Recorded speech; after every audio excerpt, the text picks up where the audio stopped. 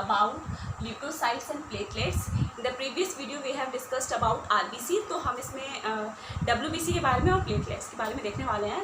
So coming on to leukocytes या white blood cells, दोनों ही same है. हम WBC को leukocytes भी बोलते हैं. तो उसकी क्या कैरेक्टरिस्टिक्स है? देखो, आरबीसी में न्यूक्लियस नहीं था, but nucleus is present in WBC में प्रेजेंट है. And mostly the shape of the leucocyte is amoeboid shape का होता है. ठीक है. अब देखो, ल्यूकोसाइट्स की कैरेक्टरिस्टिक्स है. तुम लोगों ने एक टर्म सुना होगा, डायपेटिसिस. ये बहुत बार क्वेश्चन में आता है. डायपेटिसिस क्या होती है? जिससे ब्लड की जो वेसल्स है, दैट इज आर्टरीज, वेन्स और कैपिलरीज, इसी कैपिलरीज से प्रोटीन्स और कुछ इम्पॉर्टेंट जैसे सेल्स हो गई, आरबीसी तो नहीं निकलता है इससे बाहर क्योंकि because of is greater size, लेकिन डब्ल्यूबीसी जो है वो ब्लड कैपिलरीज से बाहर निकल जाता है. डब्ल्यूबीसी जो है वो ब्लड कैपिलरीज से बाहर निकल जाता है क्योंकि जो कैपिलरीज वॉल है दैट इज सिंगल मेम्ब्रेन और सेमी परमेबल होता है. तो डब्ल्यूबीसी बाहर निकल जाता है. इसी प्रोसेस को हम बोलते हैं डायपेटिसिस. और वो क्यों बाहर निकल जाता है? To form lymph. ये भी तुम लोग देखे होंगे कि लिम्फ बना लेता है ताकि ये इम्यूनिटी में हेल्प कर सके.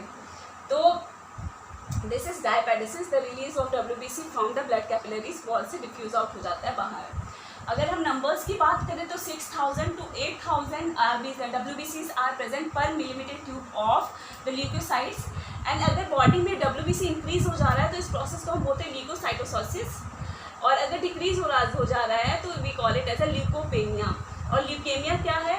WBC पहले इंक्रीज हो रहा है तो वो ल्यूकोसाइटोसिस है, लेकिन वो इस कंडीशन मतलब इस तरीके से इंक्रीज हो रहा है कि वो आरबीसी को भी इफेक्ट कर रहा है, आरबीसी की भी जगह ले रहा है, आरबीसी को भी डिस्ट्रॉय कर रहा है.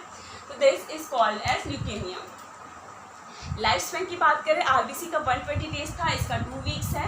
एंड ल्यूकोसाइट्स में देखो मेनली जो WBC रहता है उसका फंक्शन होता है, it is responsible for the immunity provide करने के लिए. बाहर से कोई भी फॉरेन पार्टिकल्स अगर हमारी बॉडी के अंदर आ रहा है तो उससे फाइट करने के लिए रिस्पॉन्सिबल रहता है white blood cells. So this white blood cells is of 2 types. One is granulocytes and another is agranulocytes. Granulocytes क्या होते हैं? ऐसे सेल्स जिसके साइटोप्लाज्म में छोटे छोटे से इस टाइप से ग्रैन्यूल्स प्रेजेंट हैं. और ये ग्रैन्यूल्स जब नहीं प्रेजेंट होते हैं तो हम उसे agranulocytes बोलते हैं. Okay. Granulocytes contains a complex lobulated nucleus. यानी इसमें जो न्यूक्लियस है that is lobulated और उसी को हम बोलते हैं PMNL. PMNL का फुल फॉर्म क्या होता है ये तुम लोग मुझे मैसेज करना. पॉलीमॉर्फिक न्यूक्लियोसाइट्स, ये कुछ इसी टाइप से होता है. एक बार सर्च करके तुम लोग मुझे मैसेज करना. और पॉलीमॉर्फ, इसको पॉलीमॉर्फ भी कहते हैं. Granulocytes is of 2 types, eosinophils, basophils, neutrophils. तो ये किसके बेसिस पे एसिनोफिल्स, बेसोफिल्स, न्यूट्रोफिल्स बोलते हैं? न्यूट्रोफिल्स यानी उसमें एसिडिक और बेसिक डाई दोनों ही डाई से ये स्टेन हो जाएगा. एसिनोफिल्स यानी ये सिर्फ एसिडिक डाई से स्टेन हो पाएगा.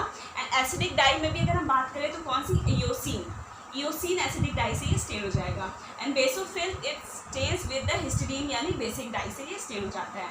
न्यूट्रोफिल्स जो है ना दैट इज हैविंग मल्टील्यूब्यूल्स. इसमें मल्टील्यूब्यूल्स प्रेजेंट होता है और टोटल ल्यूकोसाइट में से ये 1 to 5% इसमें प्रेजेंट है.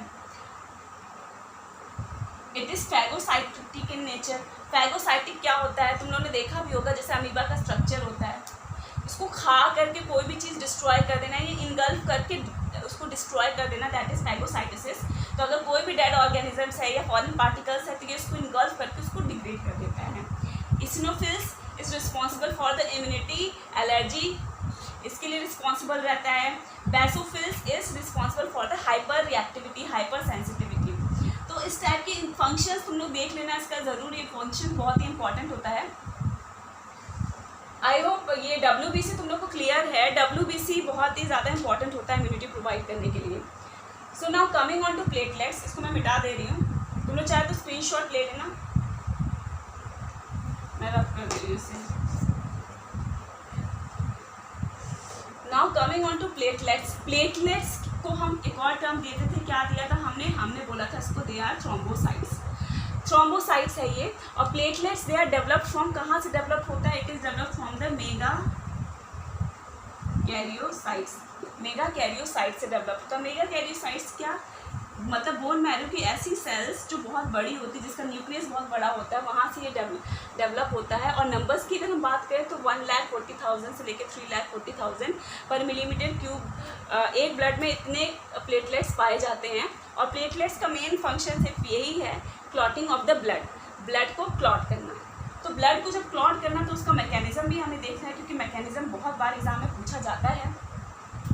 तो सबसे पहले ये देखो, ये अगर हम बोल दें ये ब्लड वेसल्स है, कभी भी अगर कहीं भी इंजरी हो रही है, सेल डैमेज हो रहा है या ब्लड वेसल डैमेज हो रहा है, तो जैसे ही वो डैमेज होता है तो it releases one compound and that compound is thromboplastin. Thromboplastin ये रिलीज कर देता है।